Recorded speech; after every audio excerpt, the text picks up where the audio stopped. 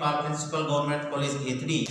आज मैं भारतीय आर्थिक चिंतन के अंतर्गत कौटिल्य के आर्थिक विचारों के बारे में बताने जा रहा हूँ।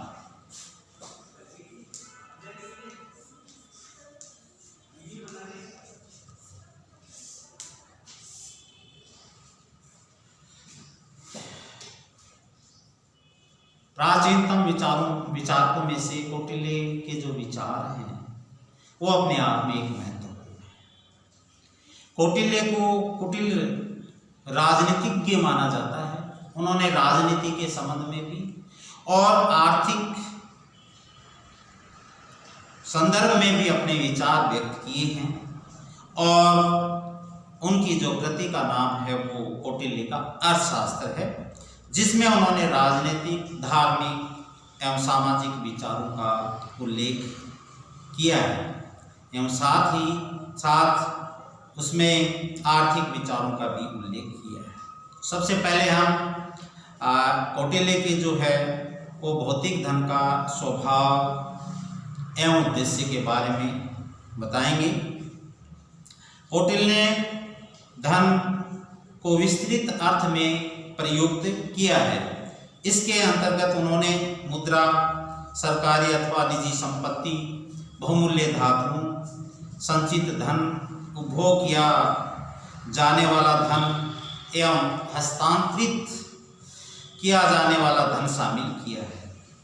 उनके अनुसार किसी भी वस्तु में धन होने के लिए 4 विशेषताएं होनी चाहिए: वास्तविकता, उपभोगशीलता, हस्तांतरणशीलता एवं क्रियादान।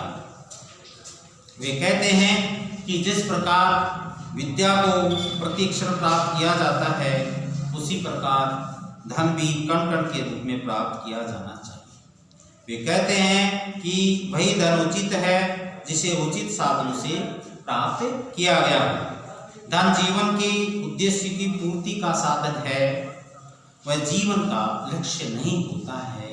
अर्थात उनके अनुसार धन जो कमाना है वो लीगली रूप से कमाए, वैधानिक तरीके से कमाए, इलीगल रूप से व्यक्ति नहीं कमाए वही धन, क्योंकि धन जो है वो लक्ष्य नहीं होता है, जीवन चलाने का एकमात्र साधन होता है। आपत्ति एवं संकट काल में रक्षा हेतु उन्होंने धन संग्रह को आवश्यक बताया है। तो इस प्रकार से धन के संबंध में उन्होंने अपने विचार व्यक्त किए। सेकंड उनका है कृषि और पशुपालन। कौटिल्य ने राष्ट्रीय अर्थव्यवस्था में कृषि को सर्वोच्च स्थान दिया है। उनके अनुसार ब्राह्मण भी कृषि का व्यवसाय कर सकते हैं, किंतु उन्हें अपने हाथ से हल को छूना नहीं चाहिए। कृषि के संबंध में कौटिल्य ने उत्तम बीजों, हल बैल, सिंचाई के साधनों और फसलों का भी उल्लेख किया है। उन्होंने धान और गेहूं की फसल उत्तम मानी है। साथ ही खलिहान और अनाज रखने का स्थान, जिसको प्रकर कहा गया है, का भी उन्होंने उल्लेख किया है। पशुपालन में उन्होंने विभिन्न प्रकार के पशुओं, उनकी नस्ल तथा व्यवस्था का भी उल्लेख किया है, जिसका उत्तरदायित्व पशु विभाग के अध्यक्ष पर होता था। तो इस प्रकार से कृषि और पशुपालन, जिस प्रकार से प्रकृतिवादियों ने कृषि के ऊपर जोर दिया और बताया कि कृषि जो है वो एक ऐसा व्यवसाय है जिसमें शुद्ध उत्पादन होता है, कृषि पर ही अन्य व्यवसाय निर्भर करते हैं। तो इस प्रकार से कौटिल्य का भी विचार यही था और इसी कारण से उन्होंने कृषि को एक महत्वपूर्ण स्थान दिया। थर्ड है उनका सार्वजनिक वित्त संबंधी विचार।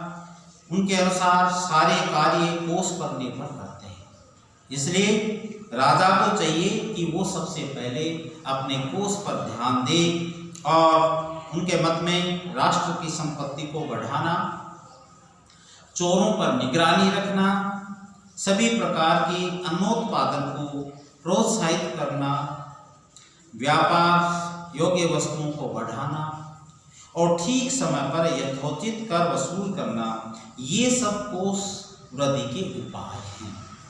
राज्य को उद्योगों, कृषि, मत्स्य पालन, खनिज और व्यापार आदि में भाग लेना चाहिए और इनसे आय प्राप्त करनी चाहिए।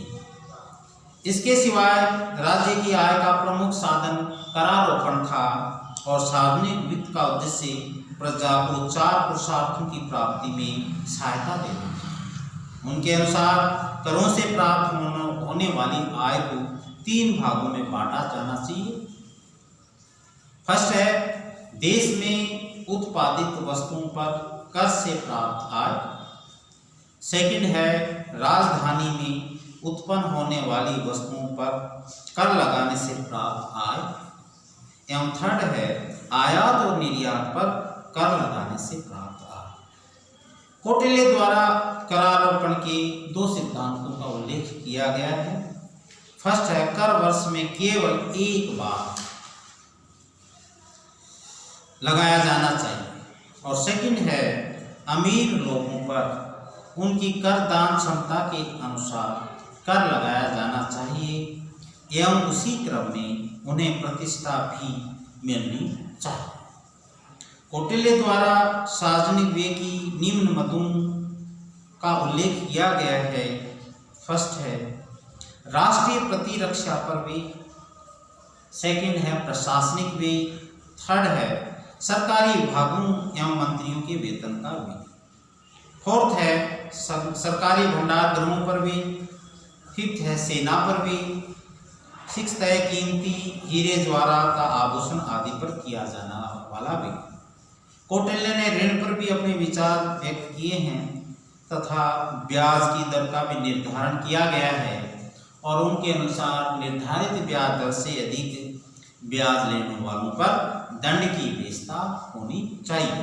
तो इस प्रकार से उन्होंने पब्लिक फाइनेंस से संबंधित सार्वजनिक वित्त से संबंधित अपने विचार व्यक्त किए हैं। उसके बाद है उनके श्रम संबंधी विचार।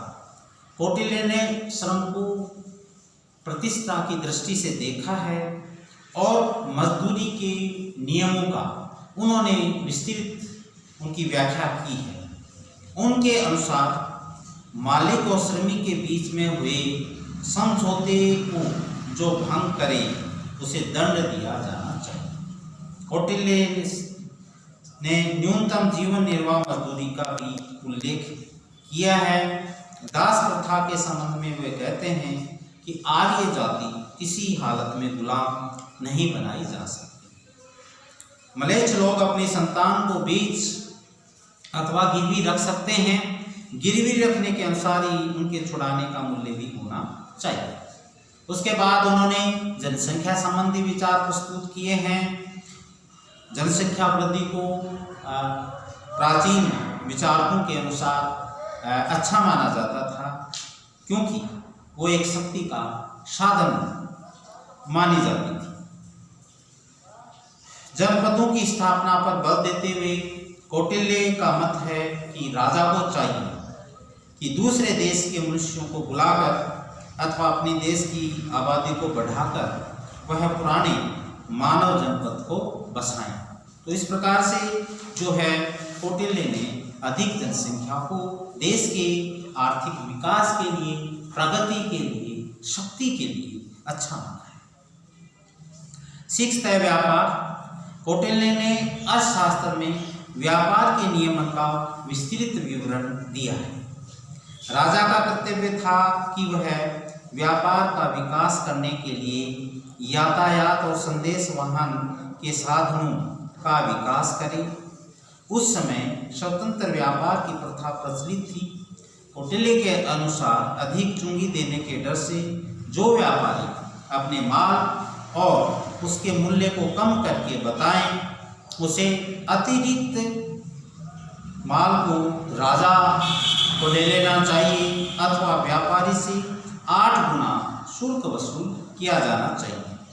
कीमतों के संबंध में भी कौटिल्य ने अपने विचार व्यक्त किए हैं। वाणिज्य अधीक्षक कीमतों को नियमित करता था। जो स्थानीय वस्तुओं की कीमत 5% तथा बाहर से आने वाली वस्तुओं की कीमत पर 10% लाभ निर्धारित करता था। प्रतियोगिता के कारण जो ग्राहक किसी चीज का मूल्य बढ़ाए तो उस बढ़े हुए मूल्य को राजा ले ले अथवा उस मूल्य बढ़ाने वाले खरीदार से दुगनी चुंगी वसूल कर ली जानी चाहिए। उनके अनुसार अनेक स्थानों पर बिकने वाली राजकीय वस्तुओं को सभी व्यापारी एक भाव से ही बेचें। उसके बाद उनकी सामाजिक सुरक्षा एवं कल्याणकारी राज्य के संबंध में विचार हैं। कौटिल्य एक प्रकार से सभी लोगों की सामाजिक सुरक्षा के पक्षधर थे और इसके साथ ही कल्याणकारी राज्य की स्थापना के वो पक्षधर थे।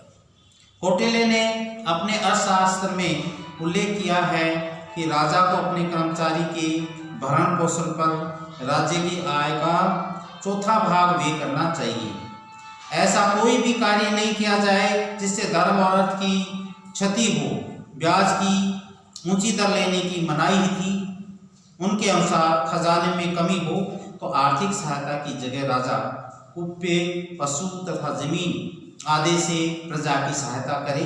कर्मचारियों को योग्यता और कार्य क्षमता के अनुसार वेतन भत्ता दिया जाना चाहिए। तो इस प्रकार से कौटिल्य का अर्थशास्त्र में एक महत्वपूर्ण योगदान है और उन्होंने विभिन्न सामाजिक, आर्थिक, राजनीतिक, धार्मिक विचार व्यक्त किए हैं और उनकी पुस्तक जो है वो कौटिल्य के अर्थशास्त्र में उन्होंने महत्वपूर्ण से अपने विचार व्यक्त किए। धन्यवाद।